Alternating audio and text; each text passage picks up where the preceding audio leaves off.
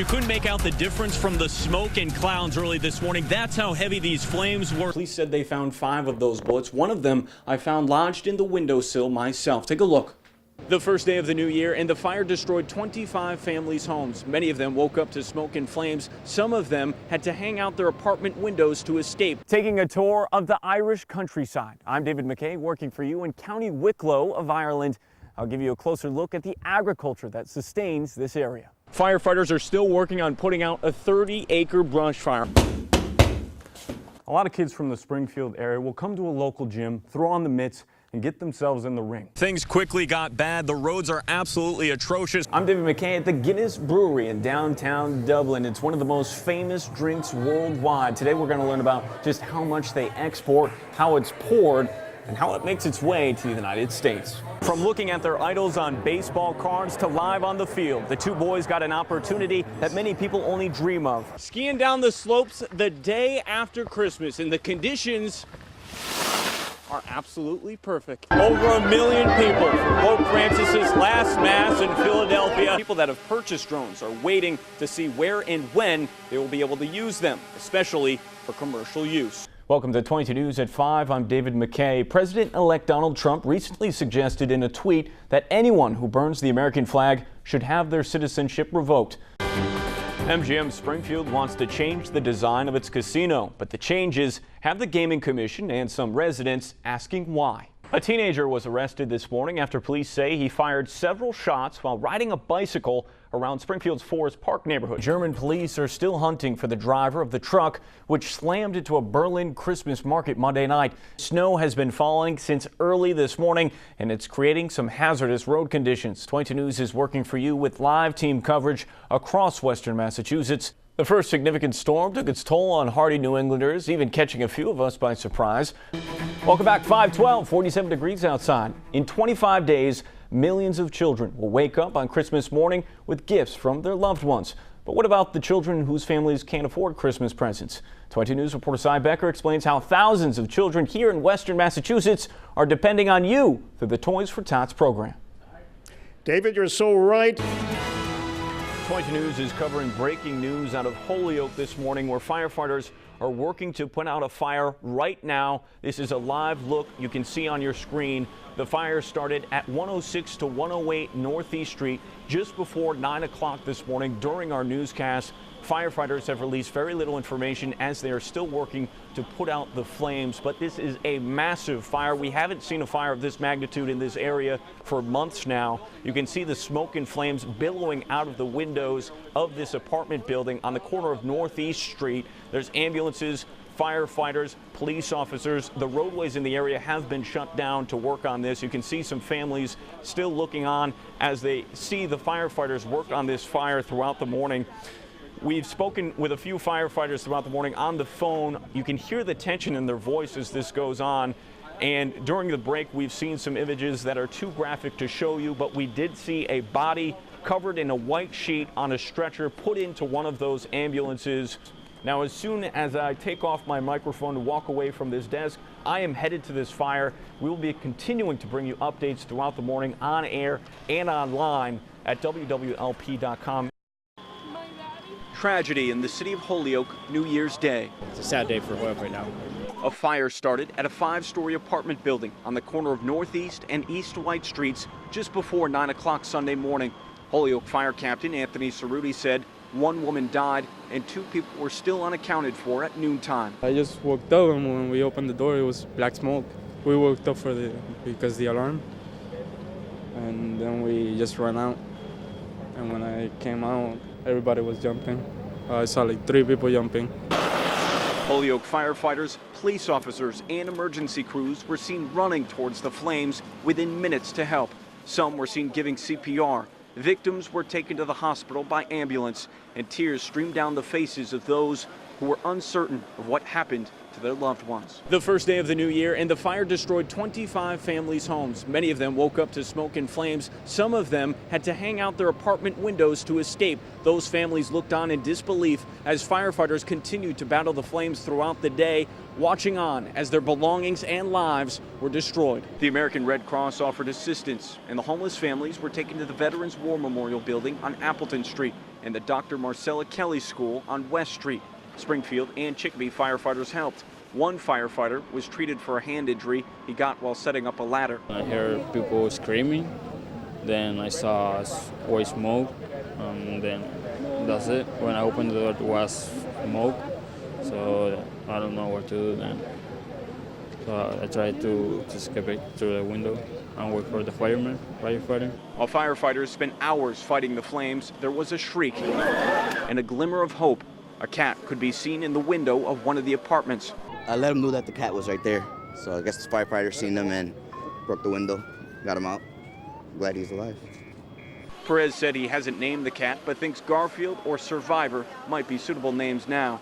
As the state fire marshal's office helps to look into what started the fire, there are still questions as to how the flames got so big so quickly. You know, these buildings are protected by a fire alarm system, so you know, it's concerning to us, you know, when a fire gets this far out of control. It's another question that firefighters hope to have answered starting the new year. In Holyoke, David McKay, 22 News.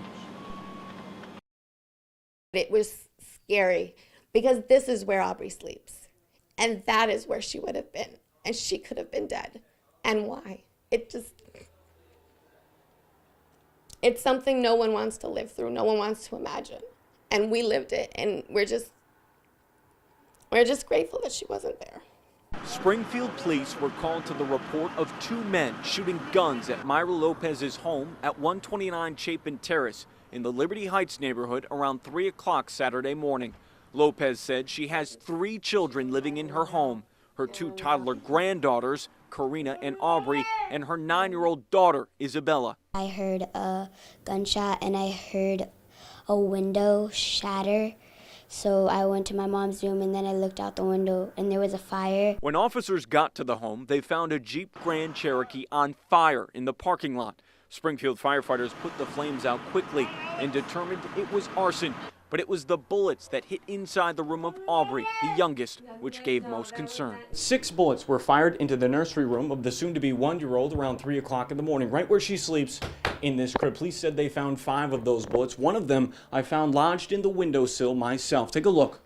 Aubrey's mother said it was luck she wasn't there. She had been fussy with a cold and was taken to her parents' room to sleep for the night. I'm very fortunate that she's okay. I'm happy she was sleeping with us for the night. I don't think I'm gonna ever let her sleep in her crib now. It's kind of traumatizing. We've been up since 3 o'clock this morning. We don't want to sleep. The crime continued. Police saw a car fleeing the area of Lopez's home, leading them on a chase. The car sped to the North End Bridge into West Springfield, then back over again. Police said they saw items being thrown from the car into the Connecticut River below, and some were believed to be guns. The chase ended with a crash with a police cruiser on East Columbus Avenue. 2 police officers were hurt, but are expected to be okay. One of the suspects was injured and was also taken to the hospital. Lieutenant Richard LaBelle identified the 2 arrested as 35-year-old Jose Garcia of Chicopee and 28-year-old Henry Quinones of Springfield. There's just got to be sheer evil because no good-hearted person would ever do this. There's no reason for this. Lopez said she believes the suspects may have been targeting someone who used to live at the home, but police say they are still looking for motives. Garcia and Quinones are being held at the Springfield Police Department, facing numerous charges. In Springfield, David McKay, 22 News. There's about 1.9 million people in the greater Dublin area. We're right on the edge of Dunleary Port in the Dublin Bay going out into the Irish Sea. It's a major inlet and outlet for ferries going back and forth to Britain and Europe. Today we took a ride south down the coastline to get you a better look outside the city. The green rolling hills of Ireland are a sight to be seen, but there's lakes, waterfalls, castles, history, and people. Let's start where our one-day journey began, with a swim on the edge of Dublin Port. So we come every day to get out of bed, get a purpose, and then we come down here, meeting a lot of other old fogies, and we solve all the problems of the world here. And in the meantime, we have a swim, just to keep the blood going, to prove we're alive. It's called the 40-foot bathing place. People come all year round, and I jumped in to prove to the locals I could handle it. Yeah, it's really nice around here, and the people are nice as well. It wasn't too cold. After drying off, we went deeper inland and south. It gets rural quickly with windy and bumpy roads. You have to look out for the sheep, which is a major export for the country. This scenery is absolutely spectacular. We're right next to Lochdan Lake, or Guinness Lake as many of the locals call it, for a couple of different reasons. We're in the boglands, which give the water that rich and dark looking color. On the top, the white sands make it look like the foam on the top of a pint. And the Guinness family also owns a home right next to it. Continuing our travels south down the Irish coastline to the county of Wicklow is Glendalough. In Gaelic, it means the glen between two lakes. As the story goes, St. Kevin came here to escape a life of wealth and devote his life to nature, God, and prayer. As news of his life got out, more and more people came to visit him. As he died, a missionary was erected in this area, and to this day, people still come to see it. It's just one of many attractions that are on the city's outskirts. You're going to see a lot of green fields and a lot of kind of old architecture and stone walls and beautiful lakes and walks and beautiful woodland walks. Waterfalls and lots of optical illusions where you feel like you're going down the road but you're actually going up the road. But there is one thing if you're planning a trip. Ireland is mad on St. Patrick's Day. It's a warning. Just one day was overwhelming with the amount of people, history, and landscapes that we were able to experience. I'll continue to take you on the adventure over the next couple of days. In Dublin, Ireland, David McKay, 22 News. Right about here, I'm thinking, how did I end up in the back seat of this plane? And then right about here, I start to enjoy myself. The Geico Skytypers are one of the attractions to the Great New England Air Show at Westover Air Reserve Base. I got to put on a flight suit, helmet, and parachute and climb up into the cockpit for a flight. What you're going to see is something you've never seen before. You're going to see something that a lot of people don't get to see, and that is another airplane right up close to you. These SMJ-2 planes were built in 1940 to train World War II pilots, but they've still got some speed. And if you open the hatch, you feel the wind whipping by us at 150 miles per hour. At the same time, these planes fly in tight formation and print words or symbols in the air with smoke, otherwise known as skytyping. We spell out messages that can be 1,500 feet tall, and they can be as long as 6 to 8 miles, depending on how complex the messages are. One aerobatic pilot joined the group as we flew over Springfield. Without a cloud in the sky, I could see the Connecticut River and the sprawling fields of western Massachusetts. And you didn't need a message written across the sky to see the excitement people have for the Great New England Air Show.